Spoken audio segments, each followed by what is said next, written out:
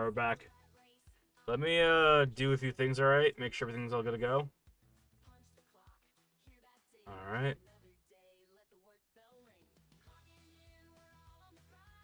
Let's keep going. Where is it? Alright.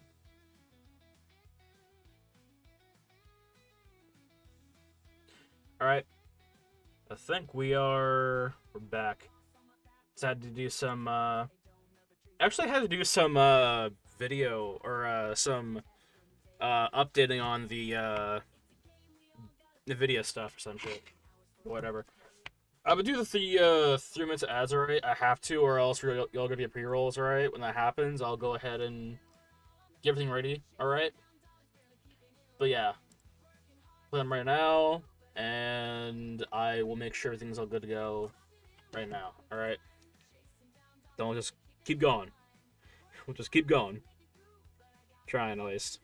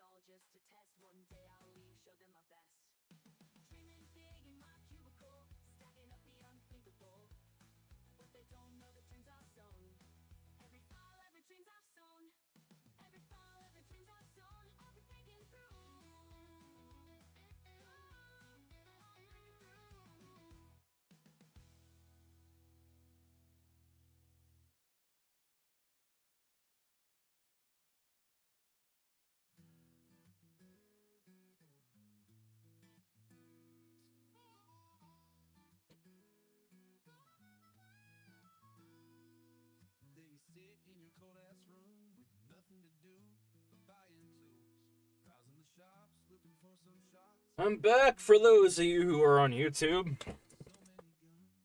Oh shit, so many guns. So many damn guns. Ain't no backing down. Oh, day. Choose what gun should I take? It's there. Alright.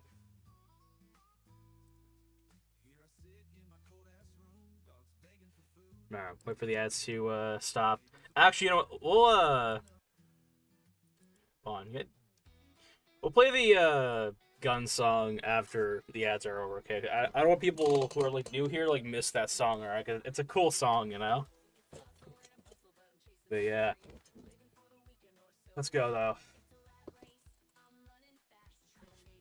Let's go ahead and get going.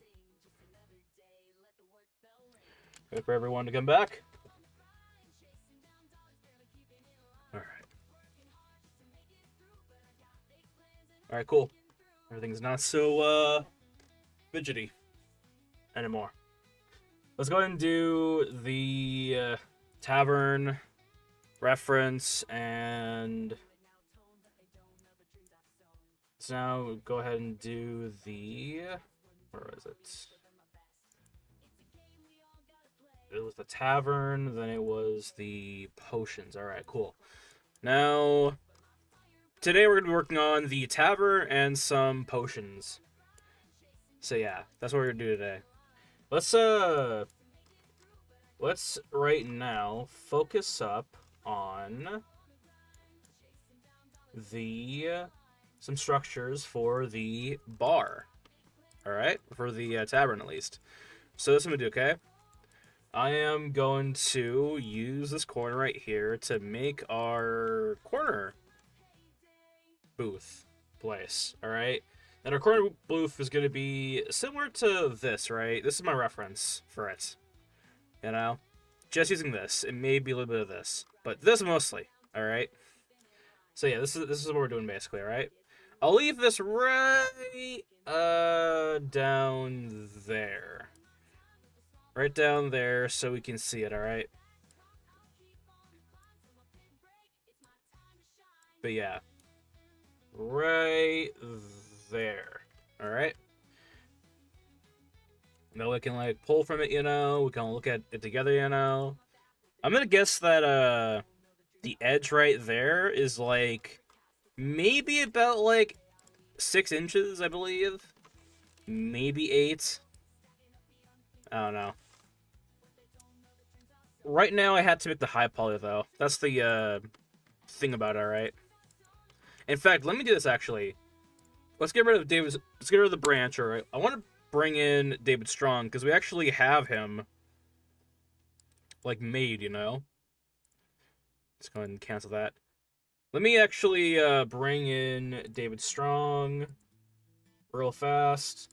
The beauty of having characters like already made or characters like made, right, is that you're able to use them as like size reference, right? David Strong, I believe, is about 6'2" or just 6 foot flat. Believe. So let me see here. So daily, David Strong should be able. See here.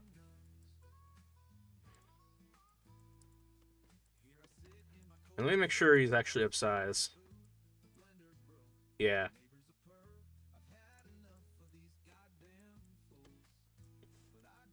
Yeah. So he was 6 foot, I believe. Yeah. So if I go and bring him to here, he'll be above the average height for the for all this. So yeah, though. This is how we can tell if things are of size.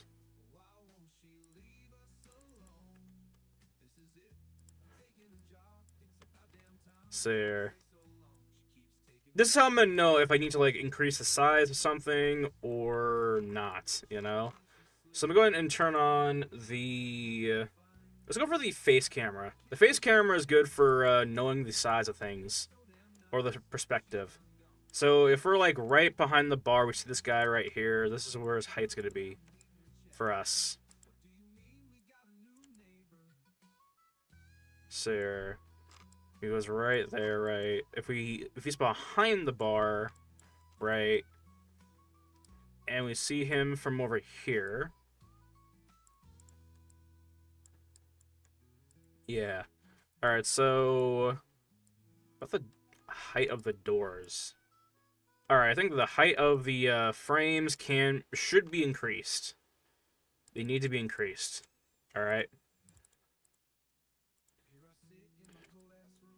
So actually, let's go ahead and move all these up, alright? Because we need to, or else characters won't be able to move around in these areas. There's rifles, shotguns too. So many gun. Jams a lot. He's got a Glock. Let's go. Alright.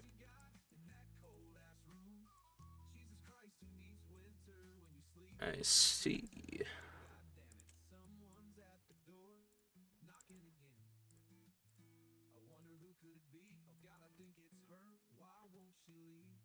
Let's go ahead and bring these these frames up a little bit, alright?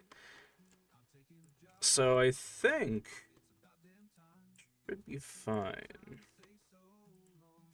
Let's go up here, alright? Right up here to the head of the kitchen, right? That'll be fine. The idea, though, is, you know, we need to make sure characters can actually fit for the doors. That's important. You know? Without looking too unnatural, not, you know? But yeah. Alright. So, check him out in other places, alright? Make sure he's upsize. In fact,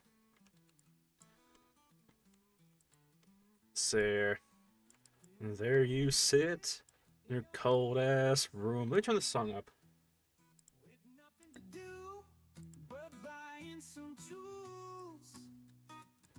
In the shop, looking for some shots, primers and cases. Alright, so could this guy slam his hand on the desk and demand for Spider-Man?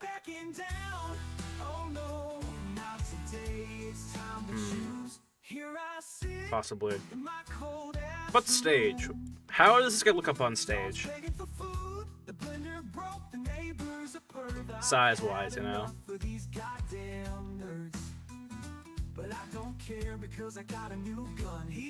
If I'm like sitting right here and I'm looking directly at this guy, I'm thinking, wow, alright. Average size guy, probably. Alright.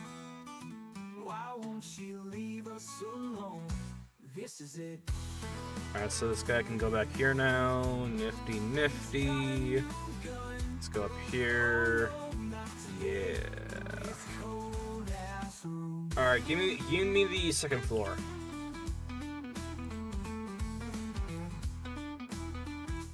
Alright, let's say he's up here now.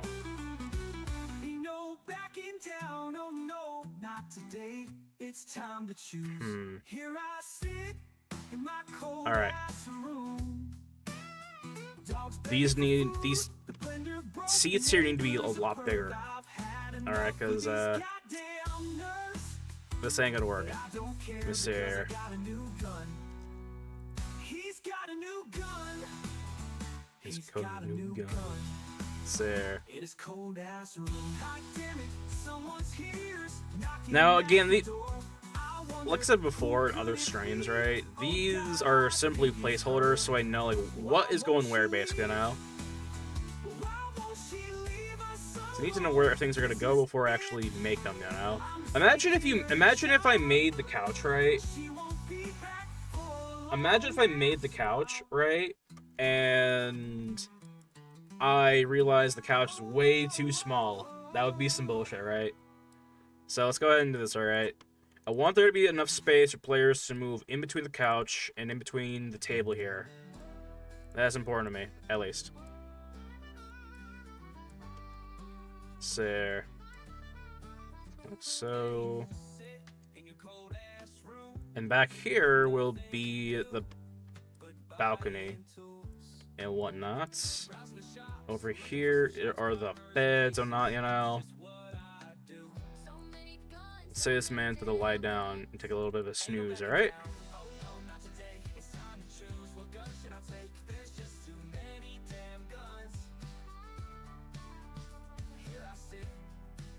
See here.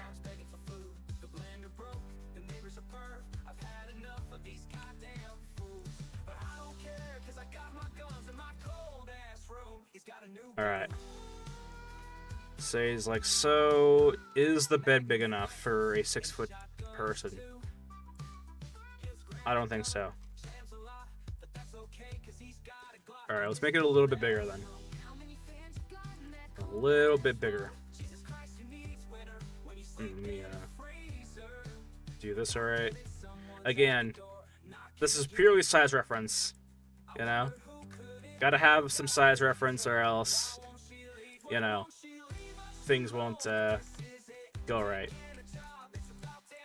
Imagine a game, right?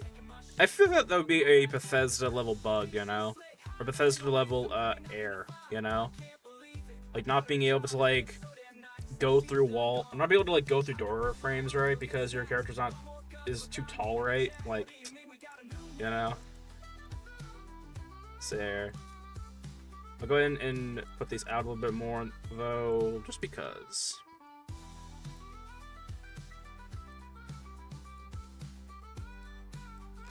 Alright. Let's go ahead and lift David Strong up now. Alright. get him to the ground. Alright, cool. So now, can you fit through this door frame? Because that is... He doesn't even fit for the ones down below, so I doubt that he'll be able to fit for this one. Nah, he's way too tall. Alright, let's go ahead and modify these door frames, because they're all the same size, so we need to update these. Yeah.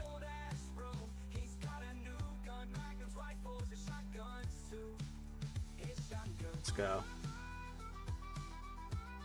Using placeholders like this is a good way to tell, like, with the size of your environments, you know? That's the thing, too, about levels in games, right? Like, people always wonder or have trouble with, like, figuring out how to make things upsize, right? And it's literally just doing this, right? It's, like, literally doing the rounds, doing the checks, making sure everything fits, you know? That's just, like, what it is, you know? That's just what it is. The fuck?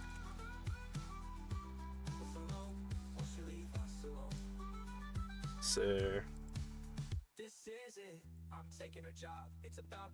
bring that up. Whoa, don't do that, please. Alright, let's go up a little bit more. Sweet. Sweet, sweet. Okay. 6 foot tall door frames. Or 7 foot tall, at least. Alright, now we have that in order. Go ahead and hide that. Alright, let's go down here, okay? Back down to the ground floor. And we will go ahead and modify this here table. Let's get rid of this. Let's get rid of this one. All right, so let's say this man is like standing like right here. Bro is like right here from us. Would he be able to sit down at this table comfortably with his friends? Likely. All right.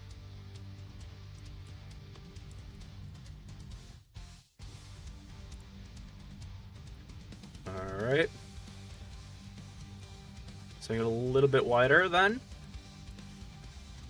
All right. Now let's go ahead and get those chairs in order, or that those seats. One of the beauties of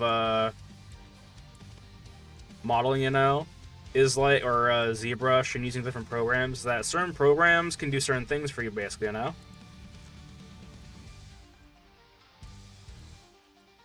Certain programs can do certain things for you and make things go by a lot faster. What I plan to do is I plan on making all of the shapes for the chair. Then in ZBrush, I plan on having those pieces be melded together, basically. All of them will be melded together, and yeah. So, but right now though, I need to safely and securely for the model, securely get the stilts in. Foundation, if you will. Let's go ahead and move that down. Alright.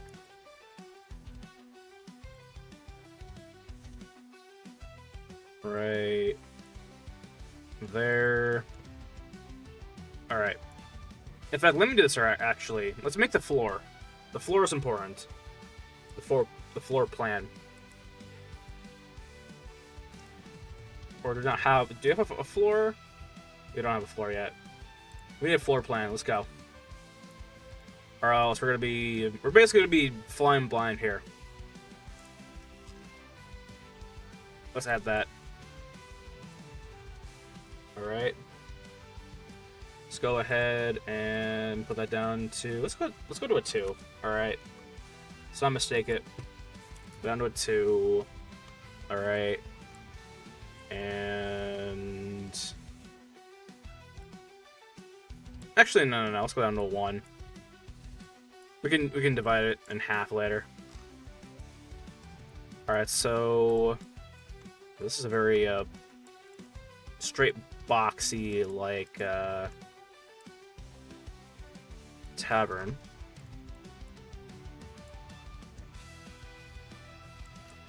All right.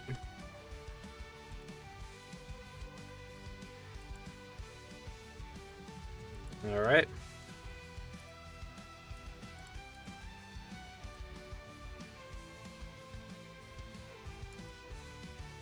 All right.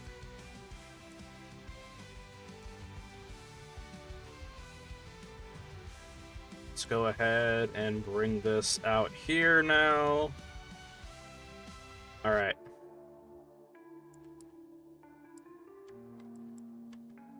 Sweet. I'm gonna go ahead and I wanted to divide this in half, so I know what I'm doing. All right, so that I know what I am doing. There we go. Sweet. And let's go ahead and do a half right there and one. And let's go right here. All right, so now we know the frame. All right. We know exactly how tall, or how tall, where the floor is basically now. This will allow us to make everything of size. Sure, nothing is, you know, like too short, you know? That'd be really terrible if we like got like halfway through this entire model, right? And in the end, right, we end up like having to like lure everything to the floor, right? And everything is just like, the size proportions are just like off, you know? Because, you know, that's not good. But yeah. I'm gonna keep going though. Let's go though. Let's go ahead and go like so. Go the same down here. All right. I would like to move. Don't want to. I don't want to. I'm gonna move this right here and go like so. All right.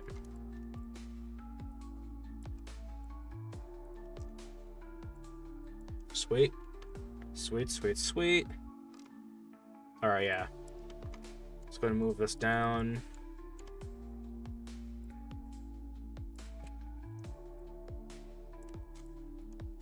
All right.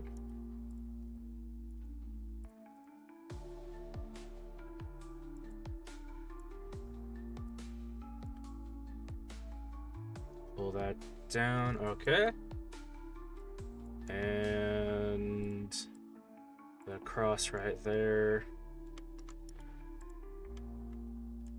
Move this upwards. All right. Again, the idea that I'm going for, or the idea that I'm going for, what I'm doing is I'm basically making all of the foundational pieces or not. Then I'm going to ZBrush, meld them together, and basically make it a one solid mesh. Then I'll add the wood grain, and do all that fun stuff. All right. All of that fun stuff. But yeah.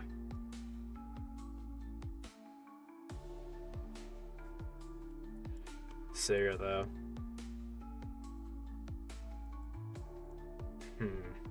Yeah. Alright, so... yeah. I'll go ahead and add in our bevels real fast. Get those in. Let's just go for a 1, honestly. Be a lot easier to work with. Let's go for one of those. All right. Now we can go ahead and grab this piece right here and move it back so we can at least have a little bit of a ridge, you know? So now, not to mention too, we also have to make sure that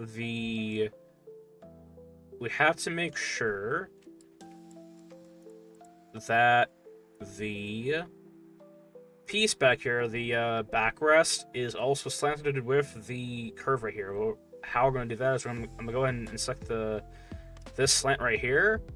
In fact, let me actually select all of these three planes, right? I'm going to go ahead and do a invert selection. That'll select everything but the three points that I already had selected, and that's going to allow us to delete all that and move this across, move this back, all right, and go right there with it. All right, go right there. All right, move this across over here. All right. Sweet, sweet, sweet. Now, you notice, right, there really is no, like, rest over here, you know? It's like a flat surface all the way across. That is what I need. Or I need to make sure that I actually incorporate into this thing. Like, I can imagine this thing is here for, like, a support rest type of thing. You know, slide off, you know? A little bit of leverage, of course. But back here, down here, I very well see that being the opposite case. Let me do this, though, because we're already here. Alright. And we need to actually do this to make it fit the bill. Let's go ahead and move that across. Move that down. Actually, can I do this, actually? Go like so. Move across. Move that downwards. Come on, come on. Right along there. Move it upwards and down. Sweet. Move this all the... Actually, do I want to do it like that? I don't want to do it like that. Let's go with some style. All right, I want to go for some actual style. All right, let's go down, down again. Move it across, like so. Because one thing people always have taught me about game design and game development is like leave room to allow yourself to have some fun. You know, like doing this right can allow for some unique puzzles, you know? For example, you know, fucking, you know, having like a little compartment underneath the tables, you know, could lead to some interesting finds, you know? Finds and discovery. Basically, model with purpose. Model with the intent to utilize everything in your environment, in your game. Because, you know, having that freedom to do whatever the hell you want, and have it be interesting, right? That is, it should be their overall point of game design. To be able to do what you want, so you might as well take care of it. What the hell are we doing here? Hold on. Let's go ahead and do this now. Pull this to the side. Do a 90-degree, and now we'll do a flip. All right. A flip on that, and go right here. How many polygons are these both? So I might use these as the... I'll probably use that as the low and high poly. Or as the low poly, so it'd be best to, like, UV this, you know? Actually, yeah, that's what I'm gonna do. I'm gonna go ahead and just start UVing the chair, the booth chair right here, because it makes sense to do it right now than later, because you know. So I'm gonna go ahead and do this. All right, I'm gonna go ahead and just do this. All right, I'm gonna go ahead and just give this thing a standard surface. All right, and I'm gonna yank. Whoops. Not that. I'm gonna go ahead and... Can I do this without blowing everything up? I'm gonna yank this over here. Let me just do this again. I'm gonna yank this into here. Alright. Poly surface. I'm gonna go ahead and do a material. Alright, I'm gonna go ahead and name this thing. What's the name of the bar? The Hollowed Earth Tavern Chair. Booth chair. Let's change the music up real fast. It's dark and depressing. I don't want that. I love that. Let's go. Let's go. Alright, let's keep going. Let me actually see here. Make sure we're doing everything alright. It's got a thick ass chair too. Yeah. Let's go ahead and do groups, right?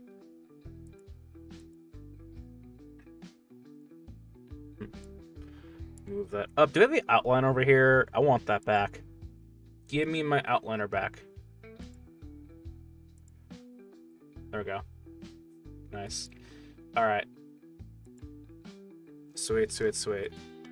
So... we'll have that be up like this. As well.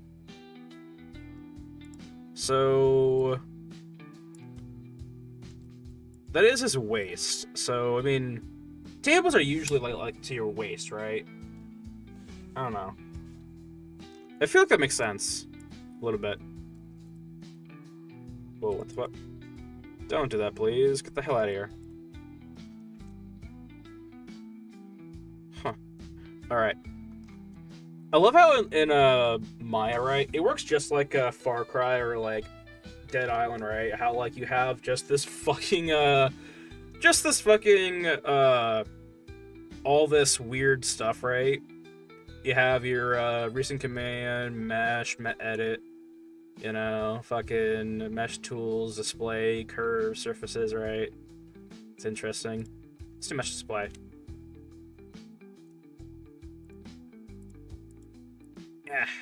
Yeah. Let me actually, yeah, I can work with that probably. Alright, so...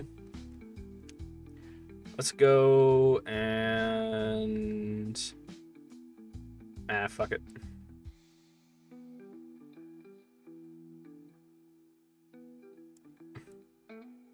Perspective. Let's just do the normal face, alright?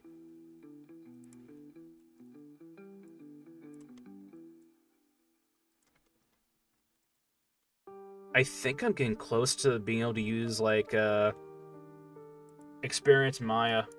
Experience Maya is like... it's literally just like Maya, but like...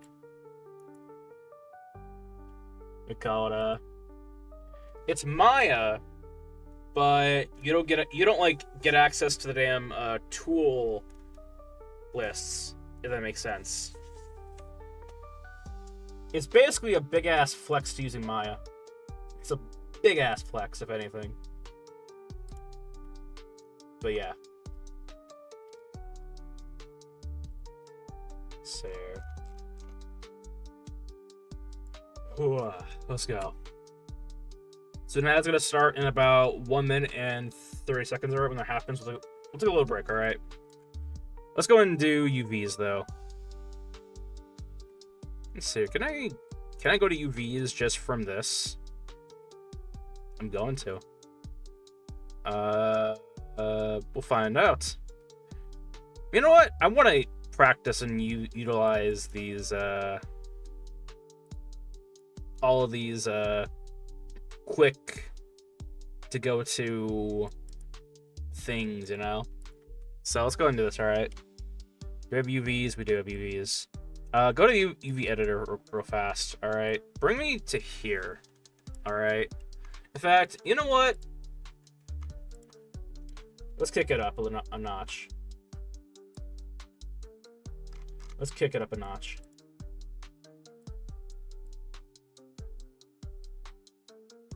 Alright. Hell yeah, let's go. UV editor, let's go ahead and bring this to an automatic, alright, along with this as well. Alright. Let's bring both of these up here to right there. How many polygons is this? This is about 146. Not bad. At least for a chair. But yeah. So this is what I'm gonna do. The ad's gonna play right now. I'm gonna go ahead and take a little break, alright? If the ad plays. If not, then we'll just keep going. Go right there with that.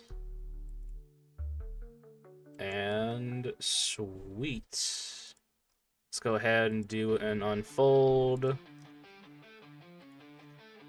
Orient. Alright. Got it. The fuck is this song?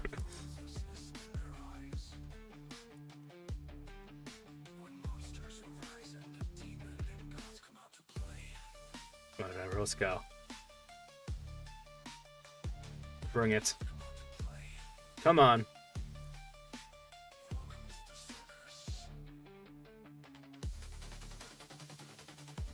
Let's keep going. Come on, give me the wireframes. Hell yeah, let's go. Give me control.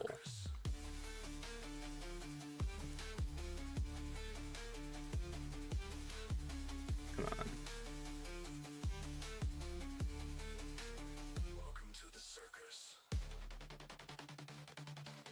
Doing this so I don't add too many polygons to our thing. Sweet, sweet, sweet. In fact, is this thing... It is. Wait. Ah, fuck it, whatever. Do it anyway. So this right here, let's go ahead and pull this thing back out here. And pull this thing inwards. Is that going to interfere here? It is going to interfere there. Come on. How far from going out of bounds like that? We'll do that then. Is that going to interfere with anything though? It looks like it's going to. Alright, let's go.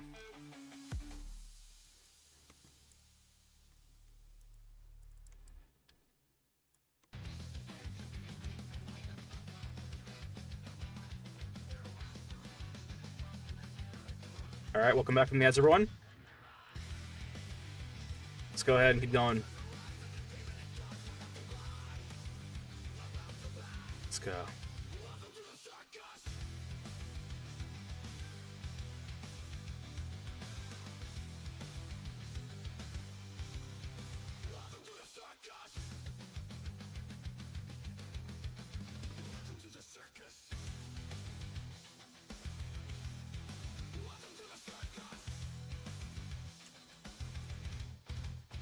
Let's go.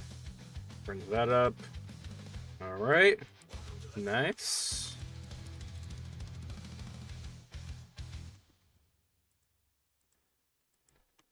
Great.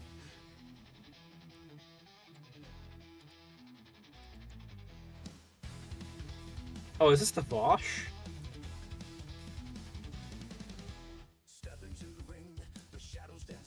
No, whatever.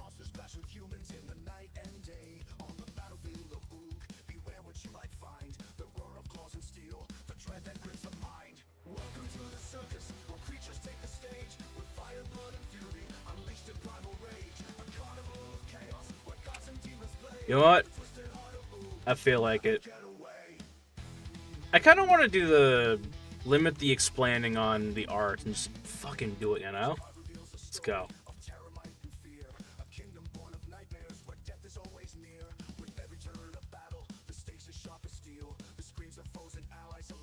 Let's go.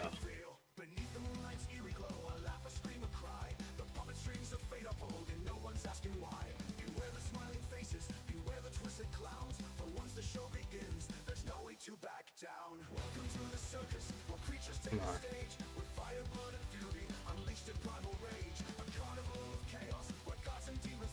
What is your pixel density?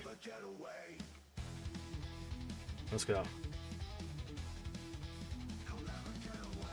The flatter it is, the better it is. Sir. Hi, bro. Jameness. What's up, Jameness? How's it going, man? Sir. I want to learn Blender. I want to learn Blender too. But I don't have the time. I mean, I know how to use some bit of Blender, but like, you know.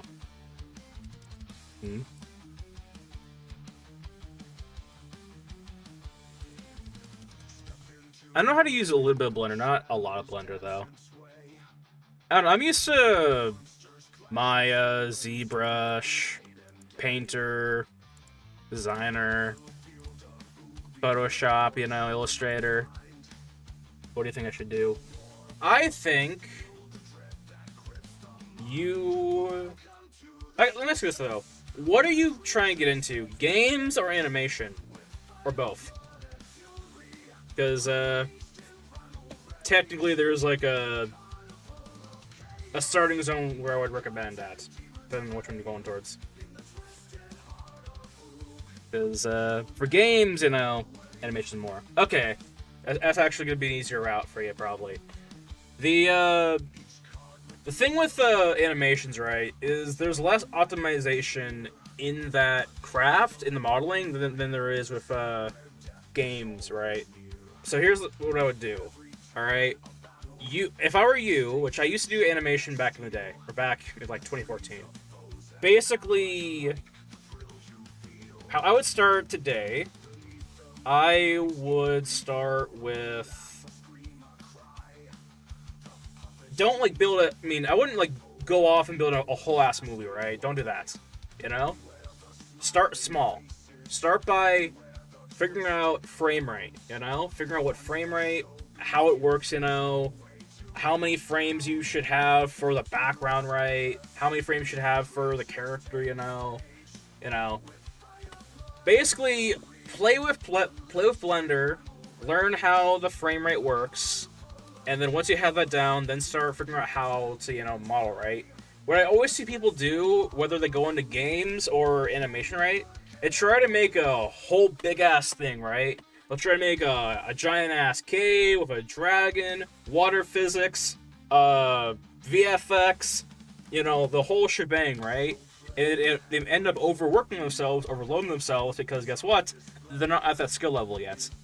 So, practice the small stuff, learn about it, read about it, you know, and work your way up, you know? In Blender, luckily, there's a lot of things online to learn how to use Blender, of course. You know? But yeah. That's what I recommend, you know? Learn all you can. Oh, thanks for the bits, man. Thank you. But yeah. They used to do a lot of animation back in the day. Oh, thank you. Thank you. Means a lot. But yeah, basically, when it comes to, you know, anything art-wise, right? Just starting small is like the best route, you know? Because like what a lot of people do that I see is they try to go for this gigantic ass project, right? And it never works out because, you know, they get halfway through it, they realize that they're not sure what they're doing. The progress or the quality looks shitty, so that puts them down, you know, because, oh man, I spent all this time doing this right, and now it's just not what it looks, not what you want it to look like, right? You know, the best play to go for when it comes to getting art is to literally practice the small stuff, because, you know. Not to mention too, right? Get a grasp on like how much time all this stuff takes to make. You know, that's also an important part too. One thing that I actually messed up on a lot when I was starting out was underestimating how long all this stuff takes to make. You know, like I would spend like a total of like 10, maybe like 5 hours on a single character, right? Thinking, what? Oh man, why isn't my character looking as great as Kratos from God of War, or why isn't my character looking as great as, or my animation is looking as great as Kung Fu Panda, right? And the reality is like, making characters right, that can take several tens of work hours. Professional characters, though, for animation, though, it's a little bit easier, though, because you don't have to, like, make it rigged for animation, or rigged for games, you know? Rigging characters for games is so complicated because there's so many things that can go wrong, you know? We've all seen a Bethesda game, you know, with character ragdolls, you know, like doing its flapping motions right. For games, it's hard, but for animation, it's a lot easier. But, you know, making a character, though, can take, no joke, like a good couple tens of hours, you know? Even in the hundreds. But yeah. Oh, and UVing too. Like, what I'm doing right now here for this chair is I'm doing UVs. And this is important because this is how you apply textures to your models, basically. And the flatter your UVs are, the less distorted your textures are going to be on that model, basically. And how you can tell if it is or isn't distorted is the cubes here, basically. Oh, let me actually do this. The cubes here, right? If these cubes are at any point distorted or looking wonky, you know, like that up there, right? Your textures are probably not going to go over too well. It's probably not going to go over too well. Alright, you want it to be a flat. You want it to be very much readable. In fact, there is a thing in Maya too. I think they might have it in Blender too. But there's a thing where you can actually see the numbers, right, of the UV, right. If this by any point is like distorted, right, as in like the flatness of the one here, the two-ness, right. If they're like not readable, then you know something's wrong. You know.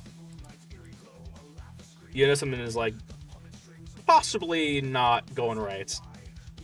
You know?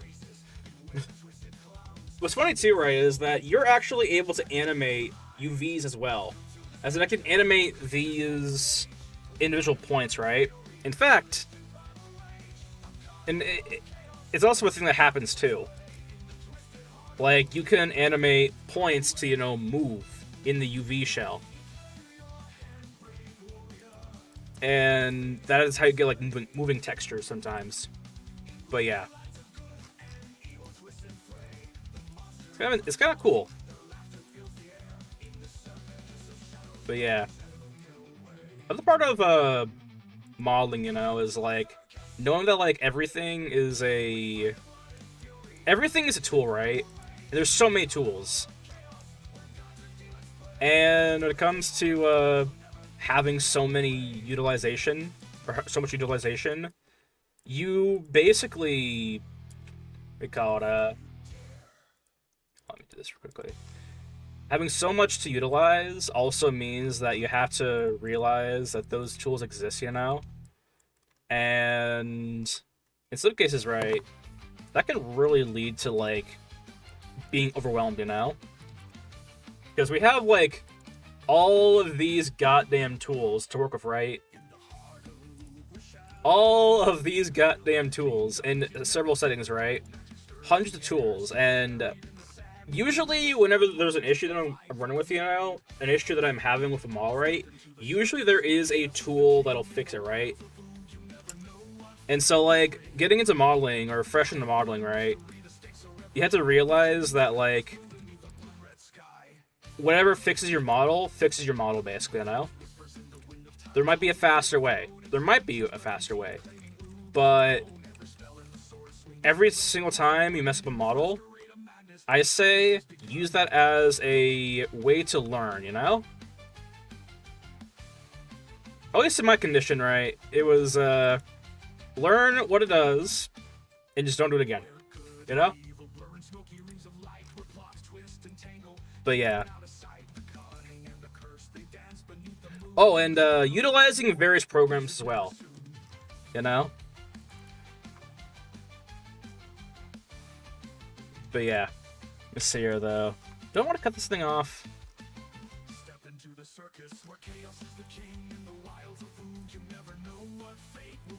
Sir.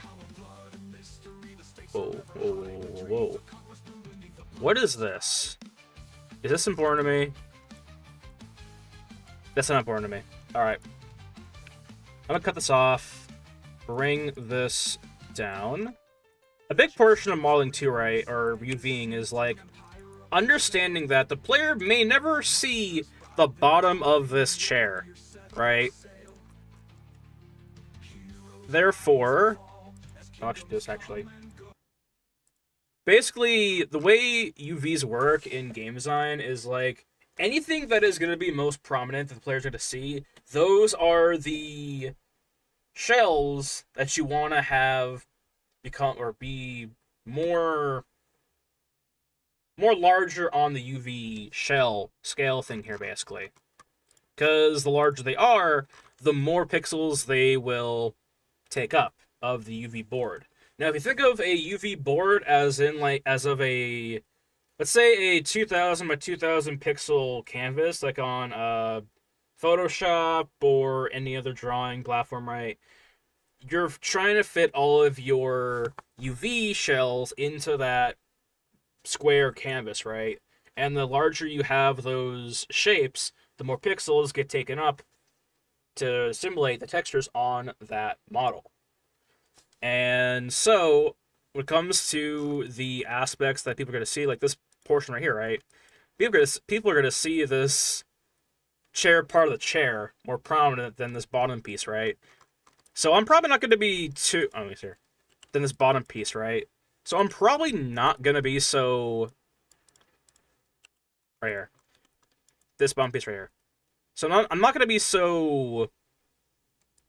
Call it, giving this piece right here... Right here... more attention than this up here, right? Because players aren't going to see this, right? But they will see this. And, you know, giving the portion of the model less pixels to work with, right, that players aren't going to see, allows you to bring more pixels or more quality to the other aspects of the model itself. That's how, in some cases, right, like, certain models can look absolutely insane, right? That is because, like, as game designers, right, or as people who play games, you know, who else work on games, right, we know what you're going to be looking at, you know? What you could be looking at, right? Like, you walking into this bar, you're never going to know the underneath of this here chair, right? So why are we going to spend our day making sure that underpiece looks absolutely amazing, right? No. You know, we're going to just utilize the parts that are going to be visually seen and go about our day, you know? Which, with that said, though, it also is a relief, too, in a way, because you don't actually have to work on or worry about everything on your model, right? Like if you're making a car, let's just say, right, you're not going to model the inside of the car unless, you know, there's going to be a scene in your animation that's going to involve, you know, being inside that car, or a scene where the trunk is going to be popped open, right? You're going to see the interior, right? Like, so therefore, you don't need to model that in, right? A lot of people that I have either helped out or gone to school with, for arts, like, a lot of times people mistaken that. They think they have to make everything. And that is just not the case. Unless you're making GTA 5 or whatever the hell, you don't have to worry about making those, call it, those, under pieces of, like, a car or the, we call it, so make sure this is all flat. Or those, hidden pieces that make up the, call it, like the interior of a wall, But yeah. See here. I'm gonna go ahead and... Do I want to? I want to. It's taking up a lot of space.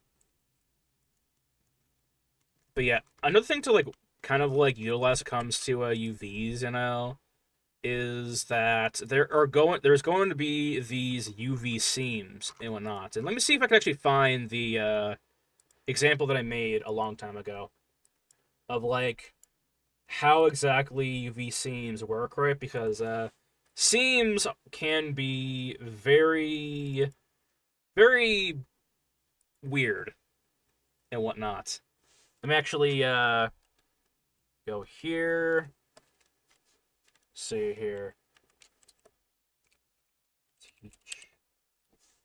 But yeah, the way UV seams work is that wherever there's going to be a seam like so, usually there is going to be... here. Usually there is going to be a noticeable ridge, basically. In fact, let me do one thing real fast. Alright, yeah. Go back here, go back here, go back here. I have way too many folders. So... whatever, I'll pull it up later. But yeah, basically, let me go ahead and pull this back on. Music. But yeah. In fact, while this thing is doing its thing, we go ahead and pull up one of our textured things. So, which one do I want to use? I'll go for the ring blade. Ring blades, I haven't shown that one off in a long time. There.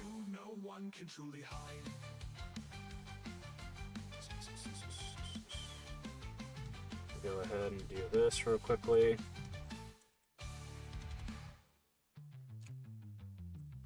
Alright.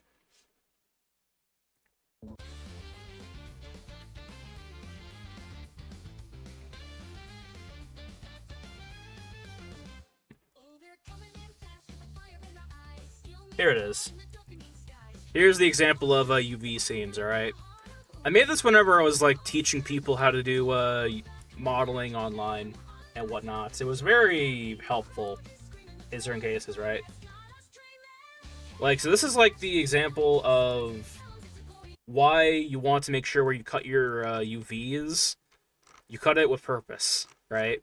If you can keep things together, do that, because it will create no seam, right? But if it is cut at any points, you're going to get that messed up UV seam. However, if things are cut up too much, that is when your texture is going to look very, very off. Because when you apply a texture, right?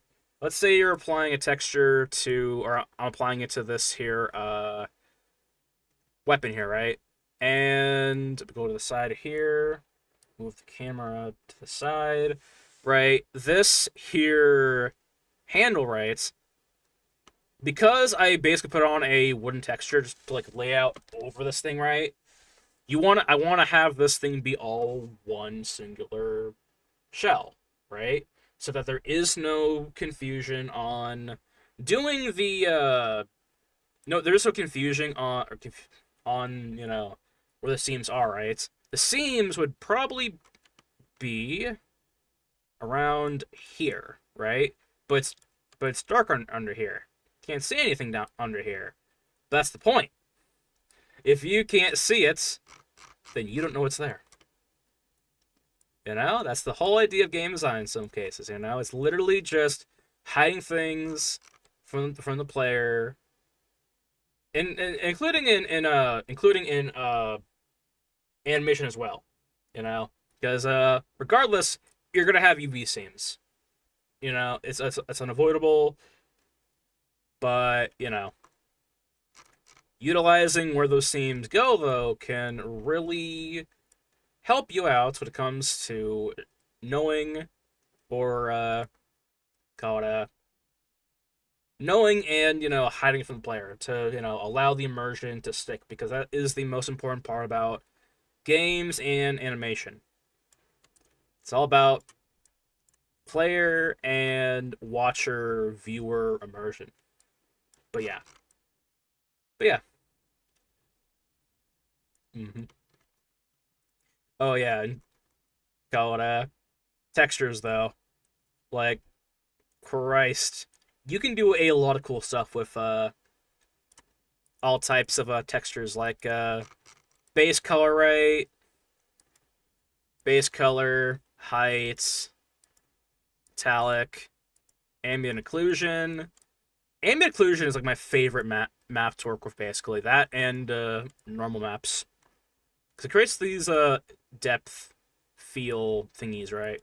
Same for emissive maps. Is how we're getting the glow over here, you know. Is how we're getting all of this, you know. Emissive maps is how things like light up. But yeah. But yeah, it's pretty cool. Anyway, let's go back to the bar. Let's see here. Back to the bar. So anyway, I want to make sure this right here, or these portions right here, are not going to be uh, broken up right. So right here, right, if we really take a stab at what this chair might look like in the end, right? If we see right here where this where this seam would be, right, you would ideally see like another piece of wood. As we see right here, right, there is a slab of wood right there, kind of making a divide from the wood piece that is like right around here. Therefore, having the seam right there isn't so bad, because we can call this another piece of wood onto the chair. You know? That is how I am going to get away with all of that bullshit. Basically. That's kind of the whole idea of game design too, you know, and animation. It's like trying to get away with all this, you know? Getting away with all of the weird stuff that we have underneath the surface, you know? It's kind of funny in a way, because, like, you've ever seen that one meme of, like, Homer Simpson having all of his fat kind of, like, clipped to the back of himself while Marge is in front of him, you know? Marge sees this thin guy, but, like, behind Homer, it's all of his fat, you know? All that fat is, like, what we are trying to hide from you in games and animation. Like, no joke. Like, we are hiding things under the rug so y'all don't notice, you know? That goes for UV seams, right? Because, like, and, cutaways, right? Like, they call it, it's like when, we call it, someone goes off screen to do something right, and they come back, right? And they're like, hey, I did that thing, right? That's because we didn't want to animate him doing that thing, because doing that thing would be incredibly taxing, cost money, and cost a lot of time, you know? You can either have someone be like, hey, guys, guess what? I'm going to go down to the generator room and, like, repower the generator. You guys stay up here and defend the hell out of this area right here. There, in that one scene, right? You give your player the game while you have someone else go off and do something else, right? That's what the player is thinking is happening, right? But a character walks out the door, he's gone. His character model is just blipped, basically, you know? You're just there alone, fighting off waves for, like, X amount of minutes until the game says, alright, they survived long enough, bring the guy back over, teleport the guy's body back into the damn map, walk through the door and be like, hey, guess what, guys? The generator's fixed. Let's get the hell out of here. That's literally how game design works. You know? Like, that is literally how it works. You just have the player do something while the rest of the game kind of, like, makes the game part of the game, basically. You know? That's, like, how it works. Including in animation, right? It's like, hey, look at this thing over here. While in the background, off camera, this other thing is happening, you know? Like, but yeah. And sometimes, God, the voice crack. And sometimes, that literally is a, let me see here. Sometimes that is literally a tactic people use in animation. Like, for example, what's that one movie that came out with, not Shrek, but, like, the cat, you know? There's that one death, character and whatnot, you know? Like, I don't know. I don't know. It was something that had to do with, like, someone being, not being able to kill by the cat. I can't remember what the thing was called, or the movie. But basically, they utilized something in that movie so that, like, call it they utilized something in that movie where there is no collision on the actual enemy and whatnot, you know? And the fact is, too, is that the enemy does not have fluent animation, if that makes sense. As in, call it God, it was something so specific. It was so genius, though. Basically, instead of, like, having the character move around screen, basically, you know, they just had the character just not move at all, I think. And what was it? He didn't move. He didn't, like, move at all. It was more like you would, like, cut away from him, and it would be somewhere else, right? And that's the thing. Like, in good cinema, right, or in good directing of animation, right, you can do that. You don't have to animate the character walking over somewhere, right? All you have to do is, like, have a bunch of characters in the same room and have the camera jump to certain characters, right? And just have a character, like, just appear somewhere else that makes sense for that character, right? Like, you don't have to animate the characters, like, walking all over the place. You know, just like in animation, right? Like in watch any episode of Family Guy, right? In the background, the characters don't move. They don't. They're just standing still. The characters in front of you are, right? They're talking, you know, they're communicating, right? You know, but no one's moving in the background. It's just to make you think that they're moving. Because guess what? The camera usually is panning across, right? That is to allow the watcher or the viewer to like have this feel that, hey, you know, this is an actual world, right? That, you know, the characters are in, right? But actually, it's literally just a fucking flat board in the background, right? And what I said earlier about, like, we call it realizing or learning how frames work, right, and what frames are like for each individual layer, or how many frames everything has, right, or should have, right. There is a trick to that. In 2D animation, which, by the way, for those of you who know or don't know, from 2014 to 2020, I practiced my ass off in 2D animation and went to school and college for 2D animation before I decided to go into 3D, because it was a lot cooler, in my opinion. But anyway, so in 2D animation, right, not everything runs off of the same frame rate. Unless you're watching a movie that's in, like, 60K, or 60K, 60 FPS rate, then everything is probably working on the same frame rate, sort of. But here's the thing, right? There are multiple... Think about this, right? There are multiple animations happening in one animation, right? There is the background, there's the foreground, and then there's, like, the crap that's happening in, like, everywhere else, basically, you know? Like the clouds, right? Let's paint a picture, right? Let's say you are watching a cartoon, right? Or whatever, right? fucking, you have your main character in front of you, right? That character's probably going to be running at around maybe 12 or 24 frames per second, depending on if it's animation or cartoon, right? The background, right? The clouds, everything in the background, right? The cars, everything of that sort. That's probably going to be running at like 12 frames per second. 12 or 8. Because we're not looking at the clouds, right? The clouds are like whatever. The main focus is the character in front of your face. It's the action happening around you, right? But if the background stuff is just standing still, sorry, and you notice that, right? Your immersion is going to be broken, right? So you have it move so slowly because guess what? Having lesser frames on something that's far away makes it look like it is far away, right? If you had let's say you had a character or we call it let's say you had like two characters, right? They're interacting with each other, right? They're fighting, they're talking, or whatever, right?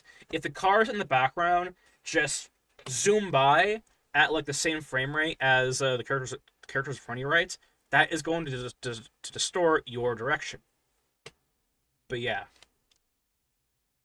that'll distort your direction, and likely that will cause you or the watcher or the viewer to kind of have their attention go all over the place, right?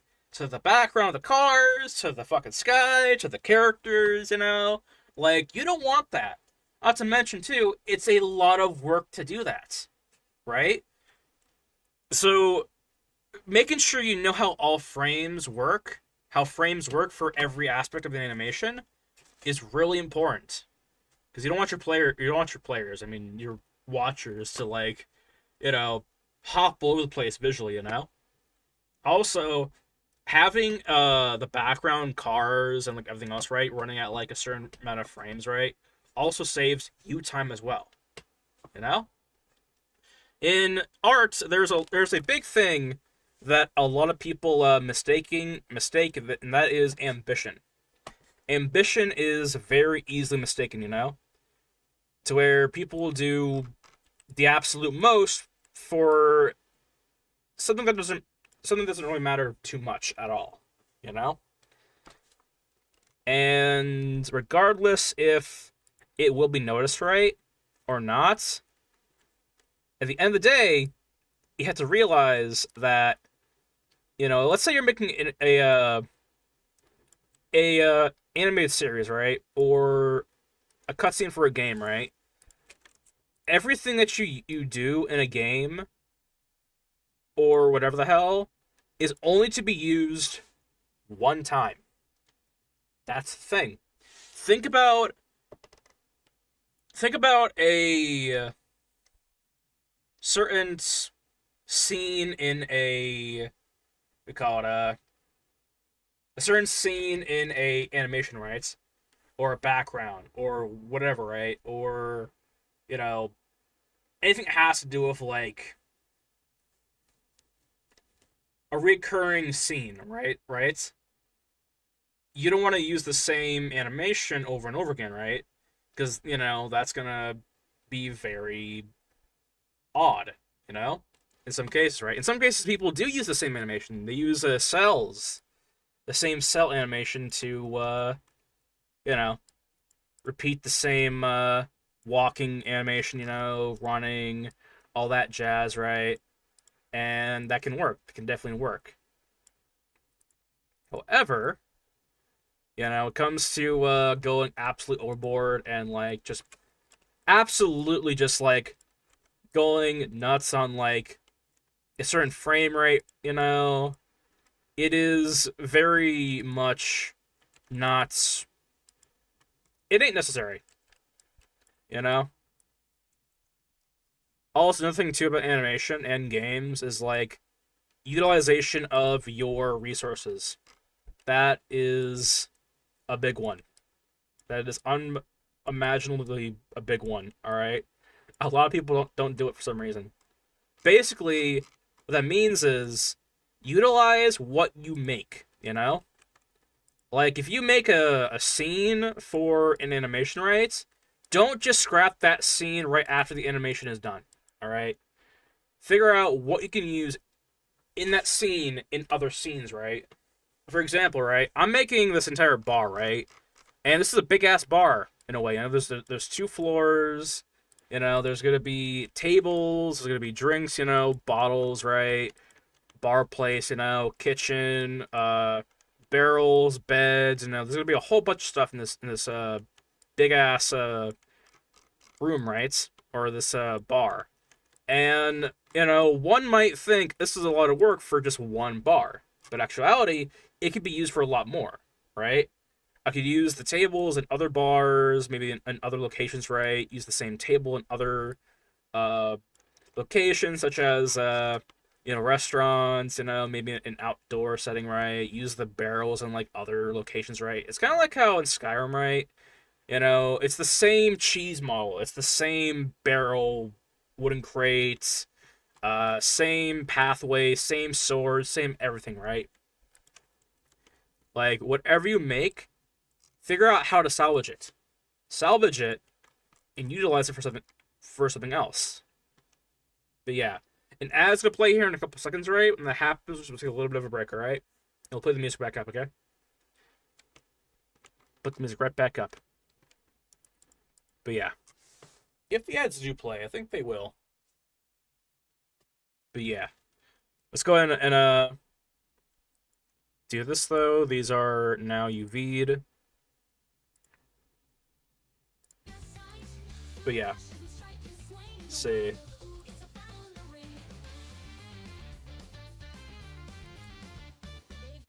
All right. Add marker. Sweet. Sweet, so sweet. But yeah. Let's see.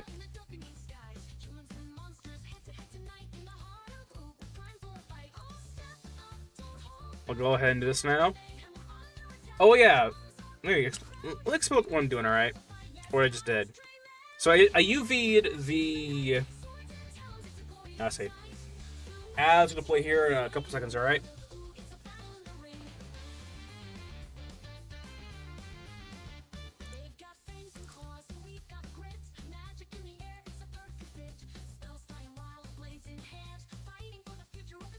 Alright.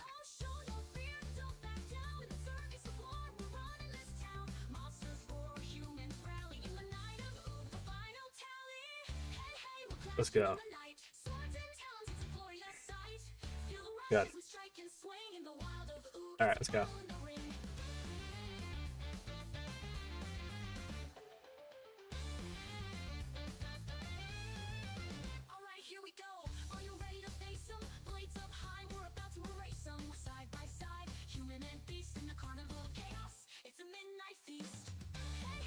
I want to bring this over here, actually. Don't want to, let me see here.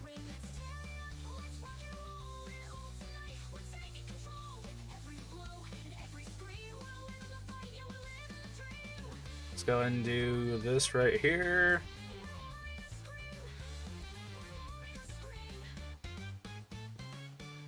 Bring that right there. Great. But yeah. Let me see here. Make sure everything is all good to go. Alright. Welcome back, everyone. So, what I was saying earlier, before the ads play, or ads played, was I UV'd the chair here, right? Because I'm going to be copying it over here, right? Now, there's a good reason for that. There's a good reason why I did the UVs here, right? And the main reason is because, of course, because I did the UVs on this chair right here, and the same UVs are being transmitted over here, right? Now, I don't have to do the UVs for this chair anymore. It's already done. So I can use this chair on any other portion of the map here, and the UVs will already be there, right?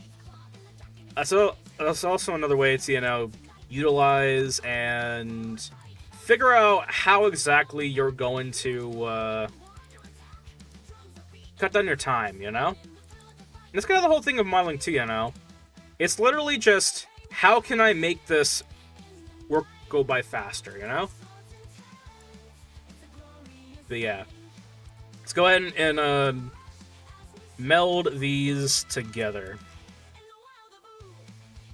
So there. Let's go. Come on.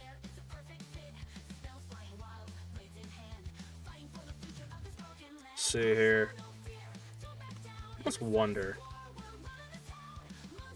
I should be able to. I want to see if I can actually. Let me see. Should be able to.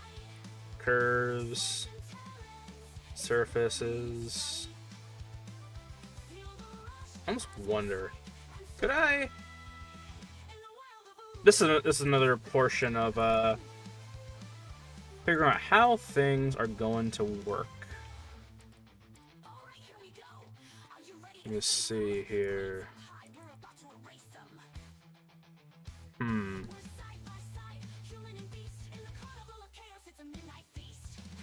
This might work.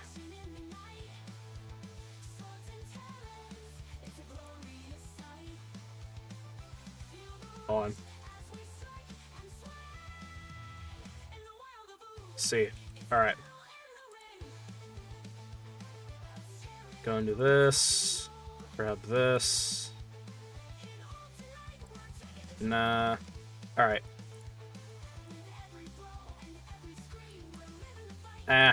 Fuck it, let's do this. Pen. Oh wait, shit, we have a connect, don't we?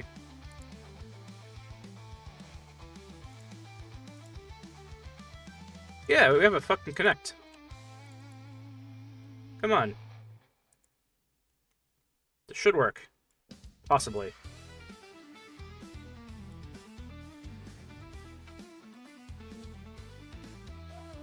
So. Alright, cool. Let's go. The fuck's happening over there? Whatever. Fuck, let's go. Append. Come on.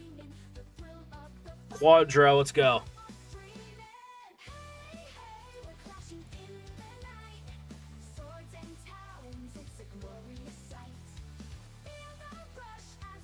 Alright. Let's go.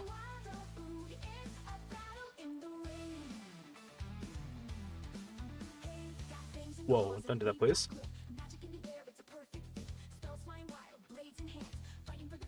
Come on.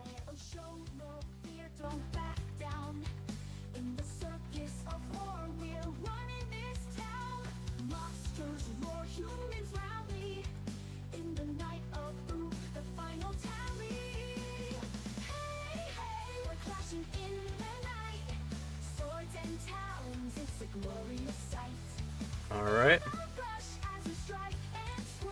Bring this down.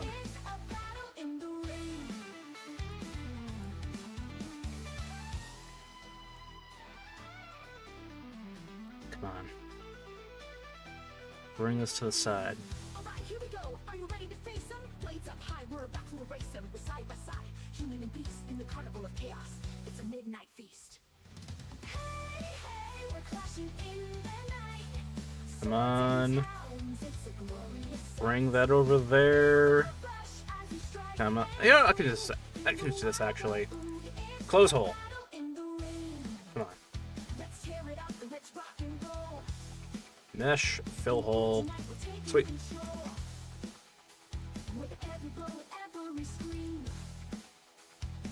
Now.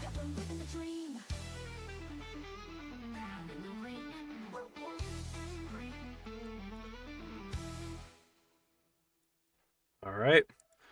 Now I can go ahead and... How do I do this actually? Can I like put this in the middle? Or is that too much? Let me see here. Come on. Give me one of these, alright? Let's go ahead and do one of these. Where is it? Ah, whatever. What do we got for me? Come on.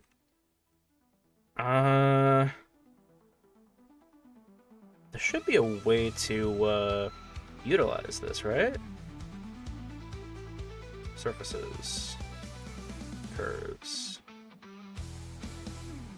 No.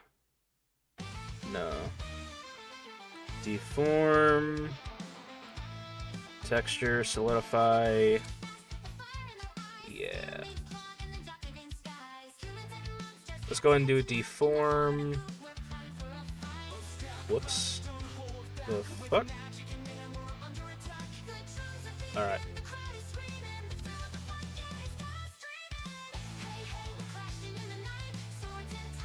Let's go.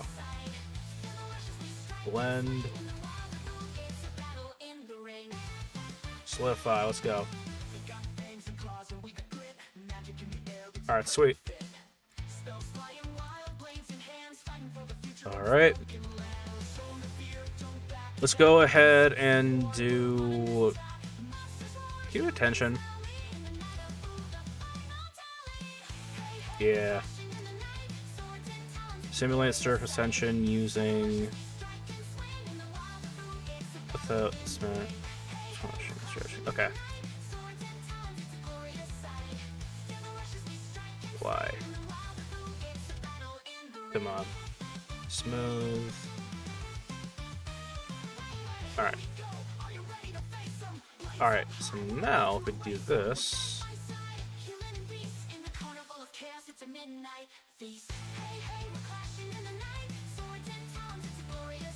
Grab this, grab that. Give me one of these. Alright. Let's go and do one of these. Alright. Yeah. Can I do another... Can I do one of these, actually? Give me one of these. Give me one of those, and... Put this down to a low amount, and then... That could work, couldn't it? Or are we just going too crazy with this? Let's see here. That could work, technically.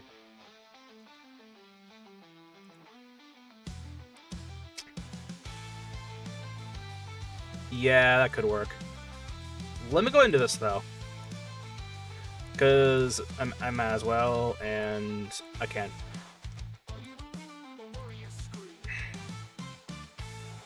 Go right to there. Sweet.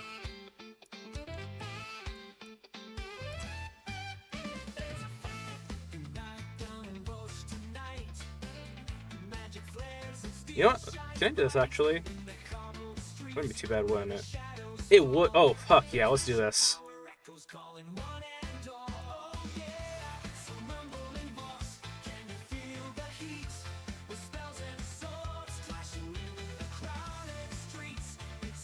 We could do it like this, couldn't we?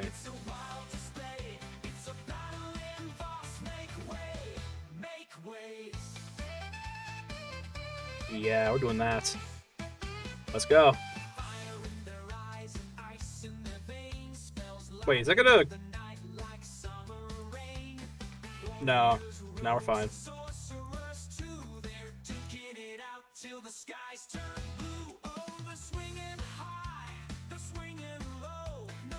Let's go.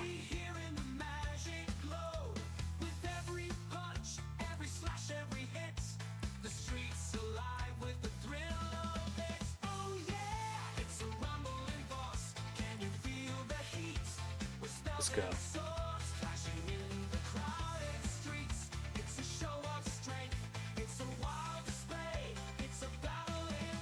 Let's go. Pull that down.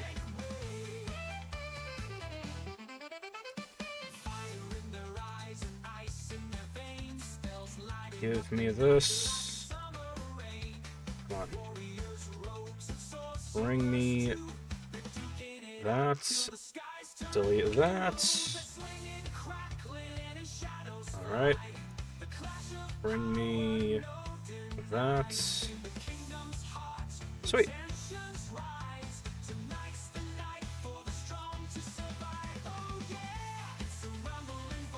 god, I love this song. By the way, these songs that I'm playing, they're all about this game, alright? Like, yeah, I don't know. There's an actual world that I'm building, basically, now. This isn't like some game, you know? Like, it's something I'm actually building, you know?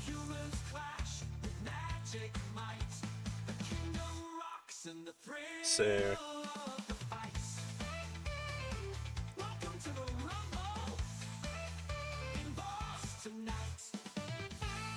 let's go.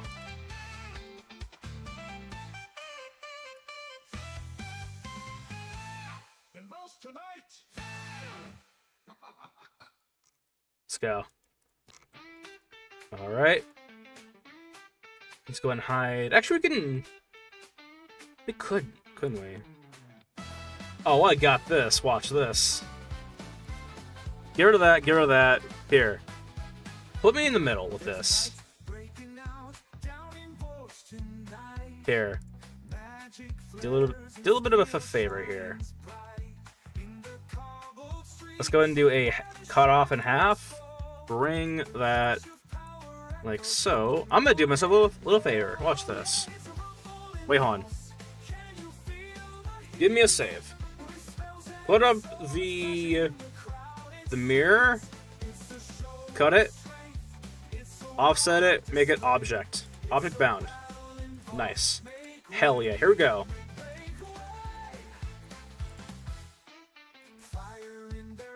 Let's go. Bring that down.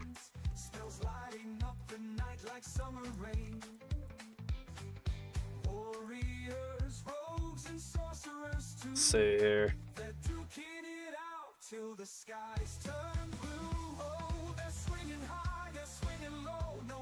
So where can I put this? I kind of want to put this over here, actually. You know, I don't want. You know what? I don't like these circular tables. You know, let's make them just simple boxes, all right? Simple squares.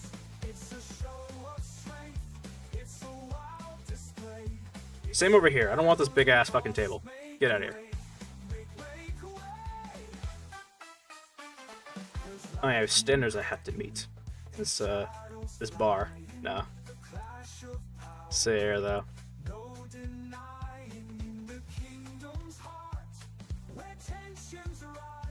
Let's go ahead and take the windows and bring this up to the height of the door frame. So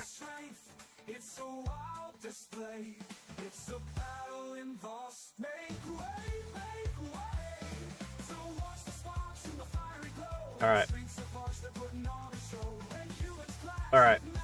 With that, I think I'm gonna call it for the day. How many people do we have? Alright. Who can we go off? Welcome to the Rumble. How many people do I have? You know what? We'll keep going.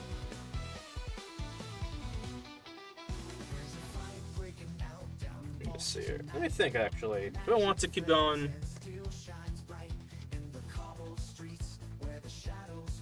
Nah, I think we're good, actually. Alright. I'm gonna hop off. I'm gonna get off, alright? That's already past my time. So, I will see you all. Thank you everyone who followed. Everyone who follows in the future. If you want to go down below and go to the Discord channel, feel free.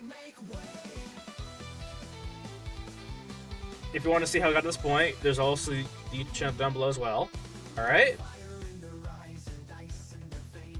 I will see you all possibly Friday. Alright? I'll see you all then.